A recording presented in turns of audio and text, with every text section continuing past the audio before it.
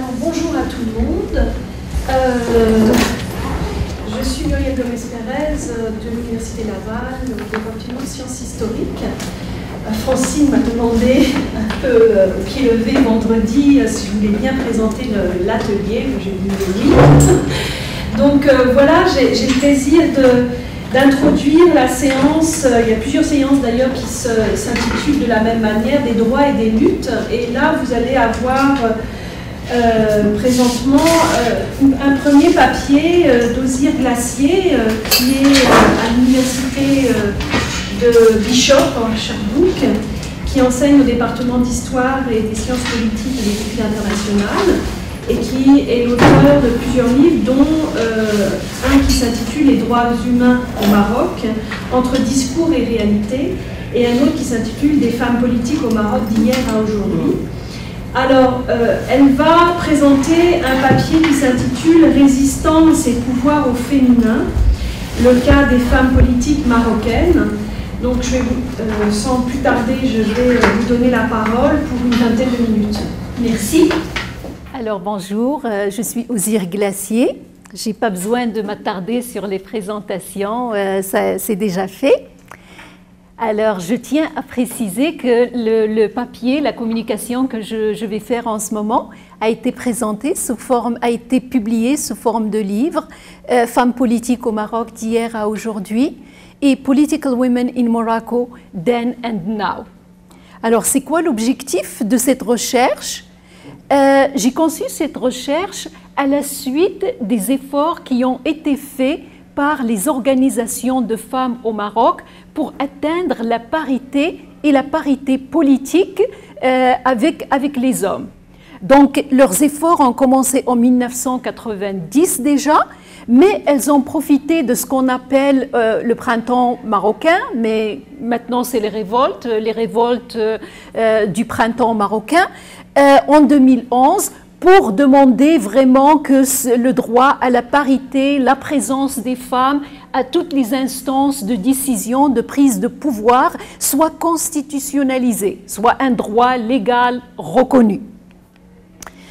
À la suite de ces demandes-là, dans la littérature, dans les journaux, dans les idées populaires, on constate une résistance au leadership féminin. Okay? C'est l'idée que bon, l'autorité c'est masculin, les femmes elles suivent, c'est passivité, mais aussi l'idée qu'en fait, bon, toute cette idée de parité, de femmes, etc., c'est occidental. Hein, ça doit être un agenda qui est vendu par le FMI ou alors d'autres bailleurs de femmes, etc. Donc, il faut qu'on garde l'esprit critique parce que quand on regarde au niveau international, que ce soit le Maroc ou en France ou aux États-Unis et malheureusement même au Canada où les femmes ont gagné beaucoup de droits, le leadership, les structures du pouvoir restent masculines. Par exemple, aucune femme n'a été présidente des États-Unis, pas plus qu'en France, et au Canada, aucune femme n'a été élue. Il y a eu Leslie, mais elle n'était pas élue. Okay? Donc, quand on regarde les structures du pouvoir, elles sont vraiment masculines, partout. Et au Maroc, il y a encore du chemin à faire.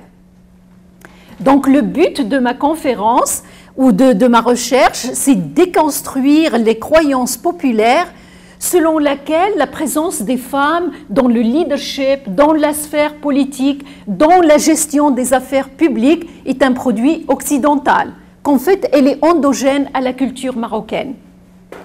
Pour ce faire, j'ai consulté toutes les sources arabes classiques, il n'y en a pas beaucoup, mais il y en a quand même pas mal, parfois espagnoles, parfois françaises et anglaises, à la recherche des femmes qui ont participé dans la sphère politique. Donc une recherche systématique de là où les historiens classiques ont parlé de femmes qui étaient des reines, qui étaient des ambassadrices, des guerrières, etc. Mais dans cette conférence, je vais m'attarder sur la période moderne parce qu'elle est plus près de nous, ça d'un côté, mais d'un autre, c'est aussi déconstruire un ensemble de mythes que les médias courants, que ce soit en Occident ou au Maroc ou ailleurs, nous vendent, à savoir l'idée que quand on parle de pays musulmans ou arabes, c'est l'idée que les femmes, que les paramètres à travers lesquels on pense les problématiques de femmes, c'est en termes de religion, laïcité, pour le courant ou contre le courant, ou le voile ou pas de voile. Donc ces termes très réducteurs, et je vais m'attarder sur la période moderne pour montrer d'autres discours. En fait, bon, la religion, si elle fait partie de la culture, elle n'est pas présente dans les luttes des femmes. Donc, je vais commencer par la période pré-moderne. Donc, soyons clairs, que ce soit au Maroc ou dans tout le bassin méditerranéen, jusqu'à un niveau, comment dire, jusqu'à une date très récente, que ce soit en Italie, en Corse, ou la Méditerranée, au sud de la France, etc., l'Espagne, c'est des cultures patriarcales. Okay? De toute façon, je pense que c'est l'histoire de l'humanité, malheureusement pour les femmes, qui est patriarcale. Donc oui, c'est un ordre patriarcal. Mais malgré cet ordre patriarcal, on voit que des femmes ont été présentes dans la sphère politique. Donc elles ont réussi, par leur capacité, de transcender cet ordre patriarcal et de s'imposer. D'abord, on a des reines. Juste, je veux dire, la liste peut être très longue, mais nous avons un temps limité. Mais j'ai choisi des grandes figures, là. On a des reines comme Tin Hinan. Alors, Tin Hinan, c'est une figure intéressante parce que jusqu'à nos jours, les Touaregs, ce sont les habitants du Sahara, du désert, hein, qui se réclament comme l'ancêtre de Tin Hinan. Alors, Tin Hinan a été une reine dans toute cette région qui, à l'époque, c'était le Maroc, l'Algérie, etc. Et elle est vraiment reconnue jusqu'à nos jours comme l'ancêtre, la reine des personnes, des hommes et des femmes des Touaregs. Nous avons Al-Kahina, c'est une personne très intéressante, une figure historique très intéressante, parce que c'était la reine des Aurès, c'est la reine de ce qu'on connaît ici comme une reine berbère. La terminologie correcte de nos jours, c'est Amazigh. Ce sont les habitants indigènes du Maroc avant l'arrivée des armées arabo-musulmanes. Et donc, elle était une reine de toutes les tribus berbères. Et elle a combattu, c'est la seule femme d'ailleurs qui a combattu les armées arabo-musulmanes qui voulaient donc islamiser et conquérir l'Afrique du Nord, etc. Donc c'était non seulement une reine, mais une guerrière qui était vraiment reconnue par son agilité, etc. Une figure très puissante, très importante dans l'histoire politique du Maroc, c'est Zeynab el-Nafzaouia. Donc elle a été pas une reine en soi, mais une reine de facto. Ça veut dire qu'elle a vraiment une histoire très intéressante parce qu'elle a épousé 3 gouverneurs, 3 leaders du Maroc, et elle gouvernait à travers les 2 derniers, qui est Abou Bakr et qui est un autre qui est Youssef Ben Tachfine, un très grand leader. C'est l'un des empires marocains les plus grands de l'histoire du Maroc. Donc c'est vraiment une femme qui a gouverné à travers son conjoint, qui l'a conseillé, qui l'a aidé à faire des conquêtes, etc. Mais ceci dit, lui aussi était un conquérant méritant par lui-même aussi. Donc c'est ça, pour lui rendre le mérite. Sayyid al-Hurra, c'est la gouverneure de Tétouan, une figure aussi très intéressante et peut-être à la limite même flamboyante de l'histoire politique du Maroc, parce que c'était la gouverneure de Tétouan, mais elle était également la chef de la piraterie en Méditerranée. Alors, ça paraît un peu paradoxal, mais ce qui se passe, à l'époque, le Maroc était, le Maghreb, le Maroc, venait de perdre un peu, il perd en puissance. Hein, c'était la Grenade, l'Espagne, c'est la dernière présence musulmane ou mort, maghrébine, etc. en Espagne, c'était avec la chute de Granada. Une fois qu'il y a eu cette chute-là, donc il y a beaucoup de personnes qui ont quitté l'Espagne, l'Andalousie, Grenade et qui sont descendues au nord du Maroc pour y vivre. Et donc sa famille est l'une de ces noblesses de l'ancienne Espagne musulmane. Et donc, à l'époque, c'est une période d'affaiblissement du Maroc. Alors, donc, l'Espagne et le Portugal attaquaient les côtes marocaines. Donc, elle, pour protéger le Maroc, donc elle était chef de la piraterie, mais c'était vraiment une action de résistance, c'est la résistance.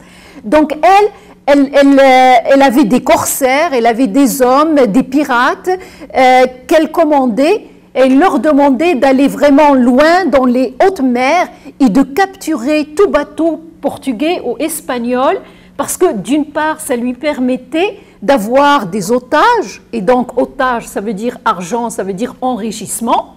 Donc elle a rendu la région prospère, mais aussi ça veut dire qu'on terrorisait l'envahisseur et donc ils ne vont pas venir attaquer les côtes marocaines. Donc elle était efficace parce qu'elle a réussi les deux buts. Donc ça c'est Sayyid al-Hurra. Donc ça c'est juste comme des figures reines sans le religieux. Mais on voit qu'il y a des femmes qui ont été gouverneurs et leaders tribales. Donc ça c'est rural, on n'est plus dans l'urbanité, on n'est plus dans le gouvernement central ou en parallèle au gouvernement central, mais là c'est comme des tribus autogestionnaires. Donc on a Shamsi Az-Ziwawiya qui a été la qaïda, la leader de la tribu Bani Iznaten à Zizawa, et ça c'est dans la région du Rif actuelle. Donc c'est une région qui est très reculée dans les montagnes, c'est des tribus qui sont autogestionnaires et en général c'est des tribus qui sont connues pour être des guerriers. Donc pour qu'une femme puisse être qaïda, elle a dû faire ses preuves en tant que guerrière. Donc les historiens n'en disent aucun, n'en soufflent pas mot. Mais en connaissant l'histoire des tribus, des conflits entre tribus pour les territoires, etc., pour qu'elle soit qaïda et reconnue comme telle, elle a dû faire ses preuves en tant que guerrière et gestionnaire également. Donc c'est très intéressant de voir des figures dans le genre comme ça, en dehors de l'urbanité. Une autre figure dans l'Atlas marocain, dans les montagnes, l'Atlas marocain, dans la vallée de Seksawa, il y a Lalla Aziza Seksawiya, qui était une femme politique, mais en même temps, c'était une amie de Dieu. C'est une religieuse ou une sainte. En arabe, on dit Saliha. Donc, en fait, c'est une femme qui d'abord était perçue comme elle avait une connexion avec Dieu, avec le divin. C'est très, à l'époque, et de nos jours peut-être aussi, d'une autre façon, le politique, c'est quelqu'un qui a comme des dons religieux, une connexion très proche avec le divin. Et donc, c'est comme ça qu'elle a commencé, donc en tant que sainte, que saliha, qu'amie de Dieu. Et en même temps, donc, ça lui a donné beaucoup d'autorité, beaucoup de prestige, et donc elle était capable de médiatiser. On venait lui demander conseil sur des conflits entre tribus voisines, donc c'était une médiatrice également, et c'était aussi une médiatrice entre les tribus, parce qu'en général les tribus étaient autogestionnaires, et le gouvernement central, et qu'elle avait vraiment de la puissance, c'était une femme puissante. Jusqu'à nos jours, comment on appelle ça, en anglais, shrine, ok, on va trouver le mot, son tombeau, de nos jours, son tombeau est encore visité, c'est un lieu de pèlerinage, mais aussi un lieu de sérénité, un lieu de recueillement pour toutes les personnes qui passent dans la région. Les figures, si vous voulez, des femmes passées sont très nombreuses. Il y a des ambassadrices, il y a des guerrières, il y a des femmes soldates, etc. Mais j'ai juste limité, étant donné la limite du temps, à ces quelques figures. Mais l'erreur à éviter, pour conclure cette première partie, il ne faut pas voir la présence des femmes, de ces femmes-là, sur la scène politique, comme un signe d'émancipation des femmes. Okay? C'est bien l'inverse, parce que quand on lit les sources historiques classiques, on voit d'abord que les femmes sont identifiées par un homme. C'est comme de toute façon, si ces femmes ont été citées, c'est parce qu'elles étaient reliées à un homme puissant ou parce qu'elles combattaient contre lui ou elles étaient affiliées à lui. Alors c'est la femme de, c'est la conjointe de, la fille de, ou alors elle combattait contre l'autorité du sultan. On voit également que, d'après les sources classiques, on a une structure patrilinéaire très cohérente, consistante, infaillible, dans le sens où tous les individus cités, ils sont cités comme un tel ou une telle, la fille de, et de, c'est un homme, et le fils de, et le fils d'un homme. Donc les femmes ne sont pas dans l'histoire. Cela nous dit une chose importante, comme l'histoire c'est le changement c'est le dynamisme, donc il y a toujours ces dynamiques qui caractérisent l'histoire, à savoir que les hommes sont conçus comme étant dynamiques et les femmes comme étant passives. Ce n'est pas le propre du Maroc, il faut juste qu'on se remette à se rappeler que ce qu'on appelle l'historiographie féministe, que ce soit en Amérique du Nord ou en Europe, elle date de 1990. Donc les changements où on commence à voir les femmes comme une source légitime de l'histoire, c'est très récent. Ça date de 2 décennies, peut-être 3, mais c'est vraiment une façon de faire qui est très, c'est ça, qui est très nouvelle. Donc, mais par contre, pour conclure cette partie, la résistance au patriarcat, c'est ça l'identité culturelle marocaine, parce qu'il y a des femmes qui ont résisté à un ordre patriarcal qui les écrasait. La deuxième partie, je veux présenter la diversité des femmes actuelles. Malheureusement, je ne peux pas les couvrir, mais juste pour vous donner quelques cas de figure. Nous avons Malika Al-Fassi, donc c'est encore, si des femmes comme elle ont été retenues, c'est parce qu'elles ont été affiliées ou proches d'un homme puissant, leur conjoint, leur père, etc. Mais ça n'enlève rien à son mérite. Malika Al-Fassi, c'est une grande figure des luttes anticoloniales. D'ailleurs, elle était la seule à avoir signé le manifeste de l'indépendance, la seule femme, le manifeste de l'indépendance quand le Maroc était sous protectorat français et espagnol. Elle est la pionnière du féminisme moderne. Elle est l'une des pionnières. Mais, disons, à l'âge de 15 ans, elle écrivait dans des journaux locaux, dans des journaux nationaux, pour demander l'éducation des femmes, pour demander un minimum de réforme des lois relatives au mariage. Elle a passé toute sa vie, jusqu'à 2007, à œuvrer pour l'éducation de femmes. Donc c'est une femme qui a consacré sa vie pour le progrès des femmes. Saïda Mnibhi est une figure très, très intéressante. C'est l'époque des révolutions socialistes, c'est l'époque du communisme, l'avènement du socialisme, et elle est devenue l'icône du militantisme féminin au Maroc, dans le sens où elle faisait partie d'une organisation illégale qui s'appelait Al-Amam, c'est une association marxiste qui œuvrait pour l'avènement du marxisme, et donc elle a été arrêtée, torturée, condamnée à 7 ans de prison. Elle a fait la grève de la faim et elle est décédée à la suite de cette grève de la faim. Khadija Riadi, c'est une personne très puissante, une figure très importante dans la scène politique contemporaine. Elle a été lauréate du prestigieux prix des Nations Unies pour les droits humains en 2013. Donc, pour vous donner un peu l'envergure, on sait que Nelson Mandela a eu ce prix-là, Martin Luther King également. Okay, donc, c'est vraiment une personne qui a reçu un prix très prestigieux. Malheureusement, elle n'a pas eu l'attention qu'elle méritait dans les médias parce que d'abord, c'est une femme et parce qu'ensuite, c'est une femme d'opposition. Elle a été l'ex-présidente de l'Association marocaine des droits humains. Elle a continué, elle a amélioré ce que ses prédécesseurs ont fait, à savoir travailler pour les droits économiques et sociaux. et la féminisation de la sphère politique, la féminisation de l'association des droits humains. Nous avons une figure également intéressante, Khadija Ramiri, et elle a commencé à travailler dans les syndicats ou à être membre des syndicats, et sa lutte à elle, c'est de féminiser les syndicats. On ne pense pas que les structures masculines sont masculines également dans ce qu'on perçoit comme des mouvements sociaux révolutionnaires comme les syndicats, les droits des travailleurs.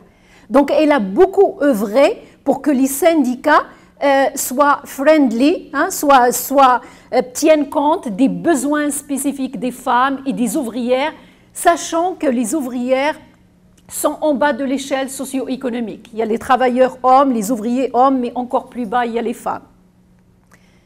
Avec les révoltes de 2011, il y a eu le mouvement du 20 février, donc les jeunes qui se sont mobilisés pour démocratiser la société, démocratiser la sphère publique. Et donc, on voit dans ce mouvement de 20 février, avec ces révoltes arabes, au Maroc, là on parle du Maroc, on voit la présence des femmes à tous les niveaux du mouvement. Donc, dans la rue, dans les protestations, au moins 50% des femmes. Mais dans le mouvement lui-même, les femmes, au moins 50% des comités de décision. Au moins 50% des femmes écrivaient les slogans pour manifester, etc. Donc, on voit en fait, en guise de conclusion, que les femmes sont présentes dans la sphère politique, dans la sphère publique, mais malheureusement, elles n'ont pas la présence, l'attention médiatique qu'elles méritent.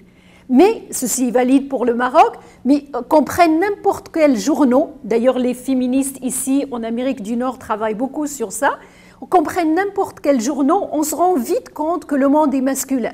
90% des sujets ou des personnes sur lesquelles on écrive, c'est vraiment des hommes. Okay? Il y a une marginalisation encore médiatique des femmes, malheureusement. Merci. Merci. On est disponible pour répondre à vos questions ou même à vos commentaires. D'accord. Alors, oui, pour répondre à votre question, en ce qui concerne est-ce que ces femmes sont efficaces, est-ce que leurs efforts aboutissent, la réponse est oui. Vraiment, non, vraiment. Et puis, elles sont citées dans la littérature sur les droits humains, dans la littérature sur les mouvements sociaux populaires, comme un exemple de changement positif et qui n'est pas confrontationnel, hein, il n'est pas violent. C'est vraiment, elles travaillent très dur pour changer les structures, pour changer les mentalités, et elles sont efficaces. Alors, pour vous donner un exemple, donc le travail de Madame Ramiri, mais Madame Ramiri, c'est l'exemple le plus franc, mais il y en a plein d'autres qui travaillent avec elle, évidemment, ça ne se fait pas par une seule personne, évidemment. Donc, depuis qu'elle a commencé à travailler avec les syndicats ont vraiment changé leur mentalité. D'abord, avant, c'était comme ils avaient des réunions dans des cafés, ou alors des espaces publics où on restait jusqu'à 10 heures de soir à boire un café, à fumer. Donc, ils ont vite compris que quand on a des réunions dans des cafés, tard le soir, ça exclut indirectement les femmes, mais surtout les femmes ouvrières qui viennent de familles conservatrices, pas forcément éduquées, marginalisées. Une femme qui va dans un café, rentrer tard le soir, dans des endroits enfumés, etc., c'est une femme de mauvaise vie. Donc maintenant, les syndicats, ils ont des réunions dans le local, dans un local, donc ça c'est un gain. Un gain également, plein de gains comme ça. Je vous donne juste quelques exemples, sinon on restera là jusqu'à, etc. C'est pas le but.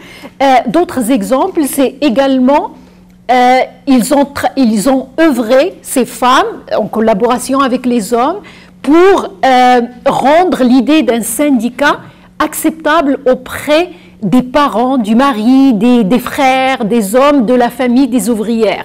Ok, on va leur dire, on va taper à leur porte, on va leur dire, écoutez, votre fille, ou alors voilà la cause pour laquelle elle travaille. Donc c'est des femmes comme Rameri avec des hommes, etc., qu'on va expliquer. Ce n'est pas des femmes de mauvaise vie s'ils vont faire un sitting toute la nuit devant l'usine. C'est une cause, il y a des enjeux politiques, etc. Donc au niveau des structures du syndicat, maintenant on demande qu'il y a 30% de femmes minimum à toutes les instances des prises décisionnelles des syndicats. Donc c'est vraiment des gains considérables. Il y a des gains au niveau de la loi pour que la loi soit... parce que la loi, elle discrimine, hein, des lois discriminent indirectement contre les femmes. Okay? Par exemple, quand il n'y a pas de congé maladie, maternité, bon, les femmes perdent leur travail. Donc, la loi discrimine indirectement. Donc on travaille et on a effectivement gagné, il y a eu des gains comme par exemple on parle de congé maternité, 14 semaines, etc.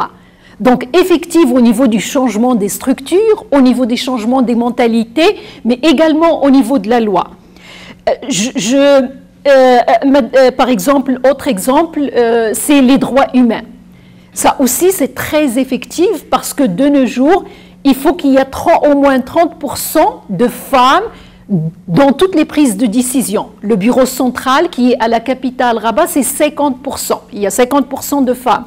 Donc les femmes, elles disent leurs problèmes, elles disent comment leurs besoins spécifiques. On adresse des problèmes vraiment féminins comme le harcèlement sexuel, le harcèlement dans la rue, la violence qui vraiment cible les femmes, etc. Au niveau du printemps arabe, juste au printemps marocain, aux révoltes 2011, elles ont été, les organisations de femmes, elles ont été effectives parce que au moins, si vous voulez, dans la Constitution, c'est écrit que l'État œuvre pour amener la parité. Okay? Donc ce n'est pas un droit constitutionnel comme les femmes le voudraient. Mais au moins, il œuvre pour... la Constitution a également changé son langage pour être un langage féministe, dans le sens où alors qui prend en considération les femmes. Quand ils disent citoyens, citoyennes, okay? Les droits des citoyens, citoyennes, ça revient tout le temps. La Constitution a également institué une instance qui est l'instance pour l'égalité, la haute instance pour la parité entre les sexes, entre les femmes et les hommes. Donc oui, il y a des changements. Il faut qu'on mette ces changements positifs dans un contexte. Un contexte de démocratie. Malheureusement, les demandes des mouvements populaires comme le M20F, le mouvement du 20 février, n'ont pas abouti, ni pour les hommes, ni pour les femmes. La démocratie, un gouvernement que le peuple marocain choisisse n'a pas abouti. Mais, donc, dans ce cas-là, c'est les femmes et les hommes, hein, c'est tous les citoyens et citoyennes qui sont pénalisés. Mais il ne faut pas oublier que les mouvements sociaux et populaires, c'est parce qu'on s'imagine qu'ils vont tout changer d'un coup. C'est ça qu'on demande, non, c'est pas comme ça. En fait, c'est qu'ils changent les mentalités, ils augmentent nos attentes, ou les attentes des citoyens, et donc déjà, on se déplace vers quelque chose de mieux. Et déjà, cette prise de conscience, c'est un changement positif en soi. Donc, juste, je m'arrête là, mais c'est juste pour répondre un peu à votre question. Merci. Je réponds à votre question de la tension médiatique, la tension historique vis-à-vis des femmes. Donc il faut qu'on mette ça dans un contexte patriarcal et élitiste général de l'histoire. Donc quand on regarde l'histoire, que ce soit européenne, nord-américaine ou arabe ou marocaine, en général c'est une histoire qui est masculine, mais élitiste. Élitiste dans le sens qu'elle s'intéresse aux élites de l'État, si vous voulez. Et puis les sources classiques, c'était les archives militaires. Ce qui était digne de l'histoire, c'est des dates, c'est des batailles, c'est des changements de pouvoir qui se passent de père en fils. Donc c'est vraiment c'est ça l'histoire telle qu'on l'a enseignée, qui était une sorte de fait assommant et mort. Donc ce n'est que les dernières années, les 20 ans, 30 ans, que tout d'un coup on a une autre vision beaucoup plus dynamique sur l'histoire et on commence à dire waouh, les approches féministes. Mais pas seulement féministes, mais aussi les approches, ce qu'on appelle subalternistes. Tout d'un coup, on se rend compte qu'on a donné la parole aux élites de l'État, c'est les archives militaires, c'est des hommes qui gagnent des batailles, etc. Mais tout d'un coup, on se rend compte qu'en fait, il y a les paysans, il y a les gens les mouvements populaires, il y a les ouvriers, il y a toute une sorte de laisser pour compte que l'histoire a complètement oublié. Donc on commence à s'intéresser, à ouvrir le champ de l'histoire et de façon très dynamique. Donc les femmes ont été victimes de l'oubli, mais les paysans, les ouvriers, etc. également. Donc c'est dans ce contexte-là qu'il faut le dire. De nos jours, pour l'attention médiatique, malheureusement, ce qui se passe, il y a des sites web, là c'est pour l'Amérique du Nord, pour l'Europe, ça s'appelle Media Monitoring Organization. Donc ce qu'ils font, c'est ils voient, ils comparent, ils prennent l'ensemble des journaux, des médias sociaux, classiques, non classiques, ils comparent la couverture, l'attention qu'on accorde à un homme, à des femmes. Donc, au Maroc, et on voit qu'il y a un déficit féminin qui est très fort. Qu'en général, les hommes, qui soient dans leur domaine, que ce soit en tant qu'experts ou en tant qu'acteurs ou n'importe où, ils sont vus comme une source d'autorité. Donc, ils sont plus payés, ils ont peut-être moins performé, etc. Mais ils sont reconnus. Alors que les femmes doivent performer beaucoup plus, elles doivent être beaucoup plus éduquées pour retenir le même degré d'attention.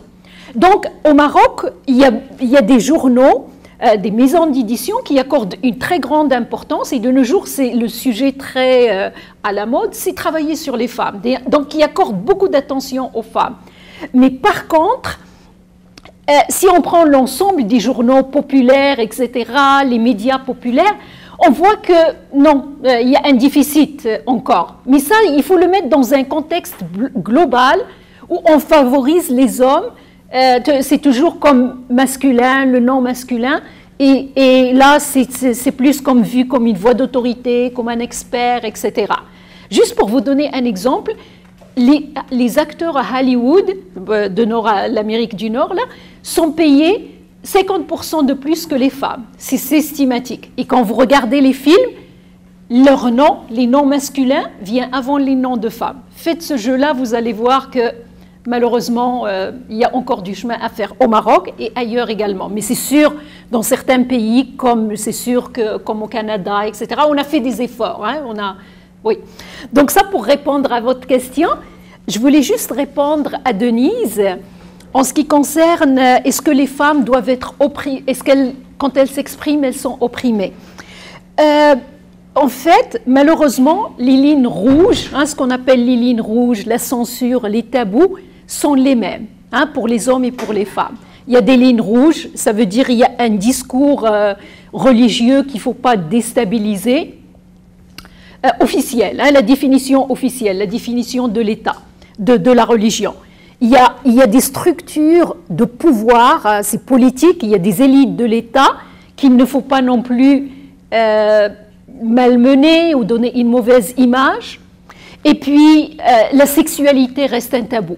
Et on voit que ça s'applique aux femmes et aux hommes, malheureusement. Donc, ceux qui traversent ces lignes rouges, ils peuvent être censurés, puis dépendamment du degré, ils peuvent être opprimés, pas opprimés, etc. Alors, voilà.